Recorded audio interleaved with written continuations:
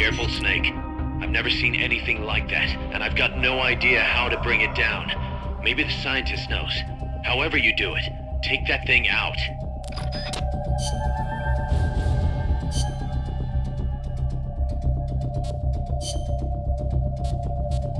Let's rock.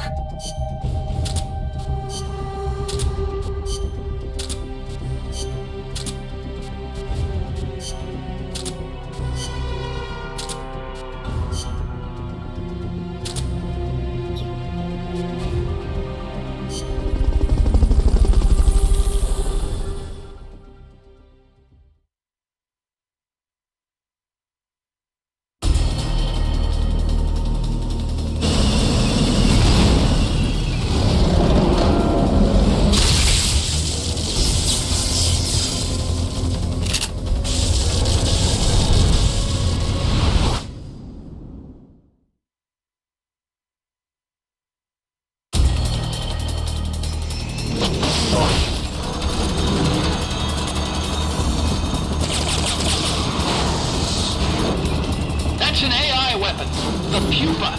It's fast, so be careful.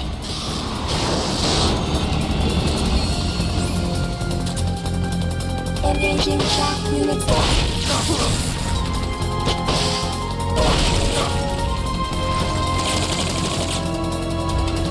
Lie flat to avoid getting hit when it charges. Iron boosters.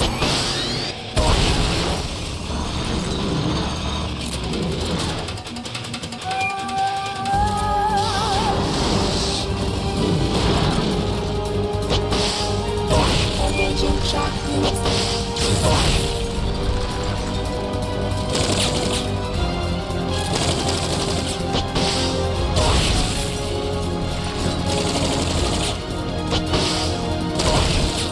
Iron boosters.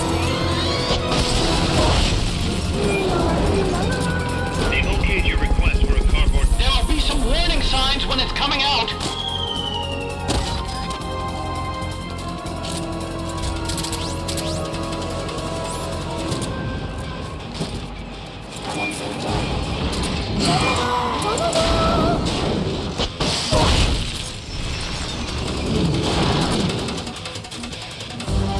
Engaging shock units.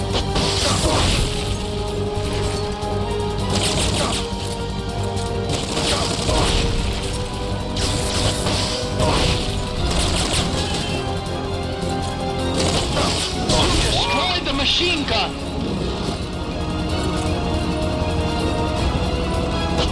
If you destroy the boosters on the left and right, you can stop it from charging at you.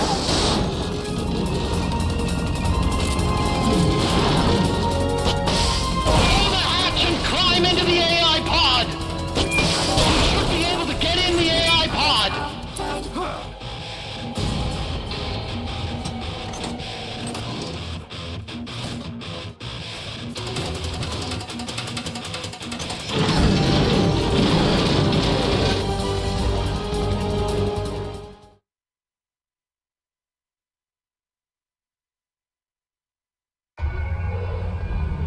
Pull out all the AI's memory boards before the pod's ejected. The black memory boards are locked. Go after the boards with icons over them.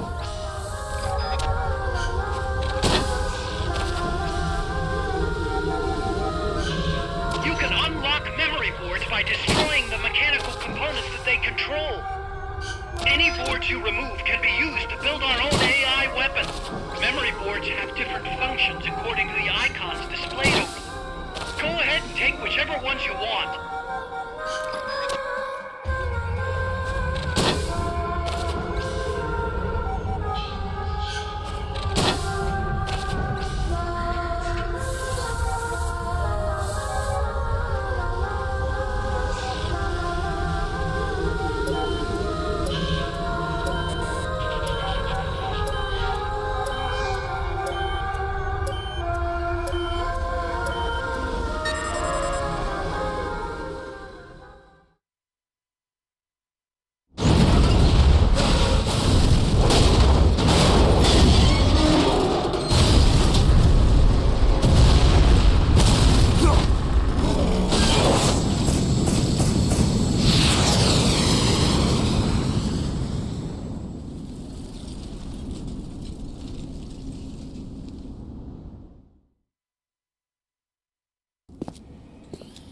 That was an unmanned weapon.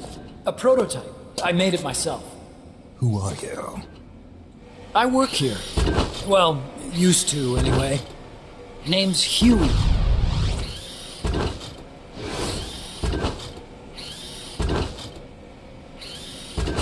And who might you be?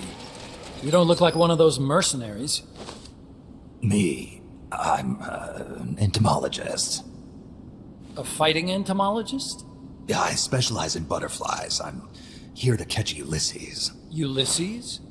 Huh. I didn't think they lived in Costa Rica. Morphos, maybe? That's it. Need to get some before the Washington Treaty goes into effect. Says here Morphos aren't covered under the treaty.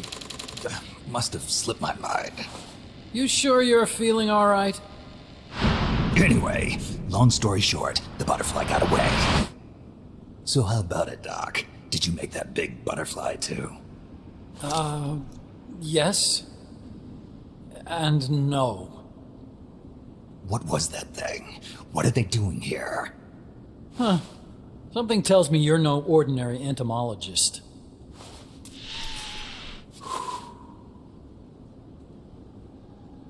The nukes were loaded on that machine. The project's entering its final phase. Project? That's right. The thermonuclear warheads they brought in, the bases scattered throughout Costa Rica, the mercenaries, the AI weapons, the research we were conducting here. It's all for this. We used this facility to develop unmanned weapons. Unmanned? Robots. The one you just fought was a Pupa. There's also a flying type called Chrysalis and a treaded type, the Cocoon. Motor control, target detection, tracking, attack, capture, and transport functions are all controlled by an electronic brain. There's no need for a human pilot. They can only follow simple commands, though. Why build them here? For the CIA. They invited me here a year ago. That's who that guy was. CIA's station chief for Central America. Goes by the name of Hot Coldman. Apparently he was some sort of hero back at the height of the Cold War. He's the one running the show. We called it the Peace Walker Project. Peace Walker. They're going to deploy a new type of nuclear weapon along the Caribbean coast of Latin America. A mobile, unmanned nuclear platform. Unmanned nuclear platform? A fail-deadly system that can automatically move into position and launch a retaliatory nuclear strike. It can move on its own, and stealth shields it from radar and satellite detection, drastically reducing the risk of it being destroyed in a preemptive strike. And this is the new deterrent? Supposed to be. The problem is the locomotion system. There's no dry season in the Caribbean. It rains all year round. The terrain is full of tropical rainforest. A lot of the time you can't even build a proper road. So I went back to where it all started. What's that? Legs. Walking power. A mobile launcher carrying a thermonuclear warhead even more powerful than the Soviet RDS-220s. That's Peace Walker. Chico's Basilisco. We did the assembly and field testing here. A walking nuke. I sort of borrowed the original idea from behind the Iron Curtain. The missing link between infantry and artillery. Metal Gear. Metal Gear. But they'd actually need to deploy dozens of them. Coldman needs funding for that. And to get it, he's planning a test, which will also serve as a demonstration for the folks back at Langley. Wait, he's launching a nuke to prove that his perfect deterrent works? In his words, to prove that if someone attacks us, we will strike back. Put simply, nuclear deterrence is the idea of using nukes to keep nukes in check. If one side launches nuclear weapons, the other is sure to launch theirs in retaliation, which makes launching an act of suicide. In the end, neither side can use its nukes. It's thanks to this doctrine that the world's two superpowers have avoided all-out confrontation. Nuclear deterrence has brought us peace. At the very least, it's prevented another world war from breaking out. But the theory of nuclear deterrence exists only on paper. In reality, there's no guarantee that either side would follow through with retaliation. There's the chance that a preemptive strike could destroy all the missile bases, render them unable to retaliate. But the biggest flaw in the theory is that the decision to retaliate has to be made by human beings. Let me give you a real-world example. Let's say Country X launches first against Country Y. If the people in charge of Country Y are like you and me, they're not going to be able to retaliate, knowing that they're effectively ending all human life. So then the weak link in nuclear deterrence theory is the uncertainty of retaliation. Bingo. And that creates a loophole Country X can exploit to launch the first strike. Which is why we designed the system to be unmanned. With Peace Walker, retaliation is certain. It chooses the appropriate target and launches a retaliatory nuclear strike every time, without needing human input to make the call. Launching a nuclear strike against Peace Walker is tantamount to pushing the launch button against yourself. It closes the loophole in nuclear deterrence theory, rendering our friends in Country X completely unable to launch. What Coldman is saying is that to achieve this goal, we need to demonstrate that retaliation will be carried out by a machine. He will launch his nuke. And then his version of deterrence will be complete. And you believe him? I believe in peace through nuclear deterrence. Why? My father worked on the Manhattan Project. He put his whole life into that research. And all it created was this illusion of peace called deterrence. And then I was born, unable to walk. I had no choice but to face up to the nukes. But if they do end up launching, it'll all have been for nothing. They've got to be stopped. Where'd they take the warheads? To a base near the border. The final test is 5 days from now. Where's the base? You're gonna stop them? It's kind of a hike. And besides, there's a surefire way to halt the project. You see, Peace Walker isn't quite finished yet. What do you mean? It's missing one last critical structural component. The AI. Its brain. The reptile pod, the electronic brain I was working on, can only follow commands like, go there, attack that.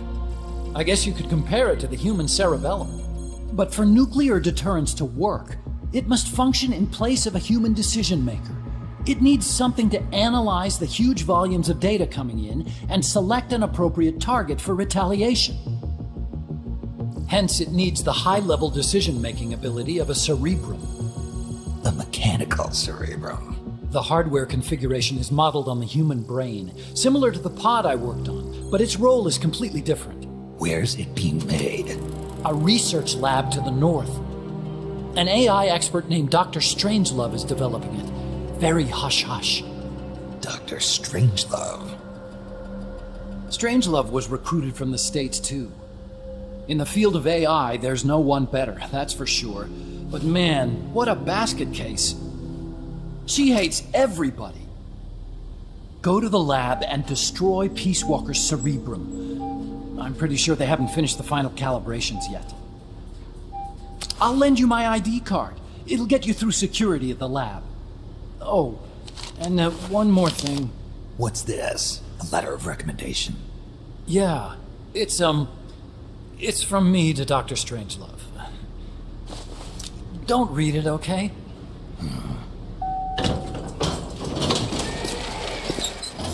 So what will you do now? I'm done with science. At this rate, I'm probably already halfway to hell anyway. Not so fast. Why not join us? Our place is outer heaven. You'd fit right in. Outer heaven? Yeah. I'm probably better suited to something like that than this paradise. Good. You get a free balloon trip for signing up. Enjoy it. You'll feel like a butterfly. You're an agent, right? Who do you work for? Me. I was a Cold War tool, same as you. Now I'm not so useful anymore, so they cut me loose. I don't answer to anyone. Call me Snake. Snake. That name seems familiar somehow. That's probably just deja vu. See that there? Beyond the cloud forest? See those ruins? Yeah. That's where you'll find Dr. Strangelove's lab.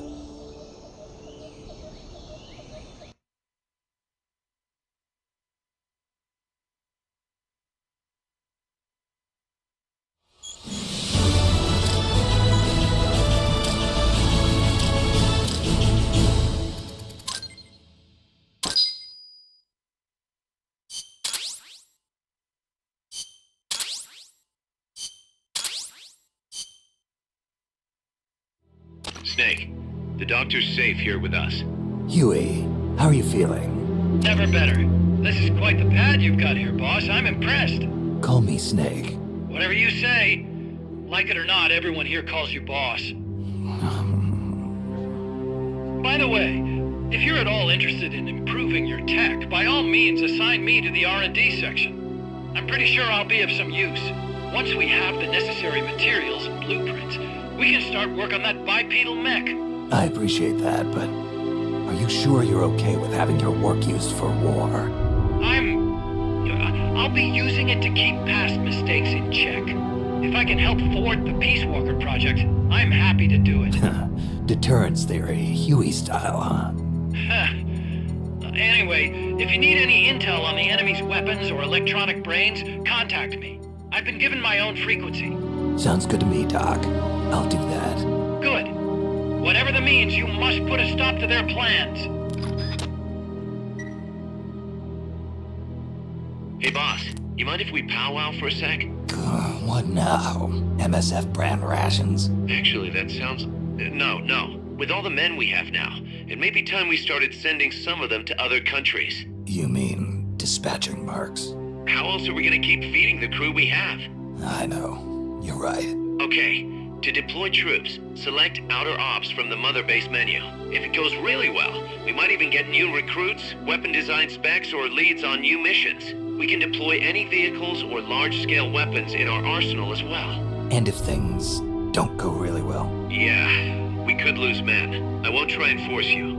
You're the one calling the shots here, boss. Thanks for putting me on the R&D team, Snake. I'll cut to the chase. We've commenced development on our own bipedal weapon. The only thing is, we don't exactly have easy access to resources here. Yeah. Unfortunately, we don't have the budget of a defense department behind us. I understand. That's why I want to ask you something. If you fight any more AI weapons, could you try to gather as many of their parts as you can? That would really make things go a lot smoother. Again, easier said than done. If anyone could do it, you can, boss. You single-handedly took out the Pupa. True. Look, if you're not interested, I can just work with what we have here. I'm not trying to force you to take unnecessary risks. You're the boss around here. All right. No promises, but I'll think about it. Great. Also, each AI weapon has a head part that serves as the core of its armament. Recovering a head part will allow you to use the weapon associated with that part. But those guys won't go down without a fight, so don't get too preoccupied with this stuff. Don't worry. I'm not about to risk my life for a bunch of scrap. I would hope not. One more thing. Our new bipedal weapon needs a name. Good point. We can't keep calling it our bipedal weapon. I had a talk with Miller, and we came up with Metal Gear Zeke. Metal Gear... Zeke? Yep. As you know, Metal Gear was coined by Granin. And Zeke? It's a name the U.S. military gave to Japanese aircraft that flew during World War II. Zeke was the Japanese Navy's best fighter plane. So are you okay with that, Snake? Sure. Fine by me. Miller was saying that an army without borders will need a deterrent against other countries. He's right. With Metal Gear, MSF can achieve true independence. Here's hoping.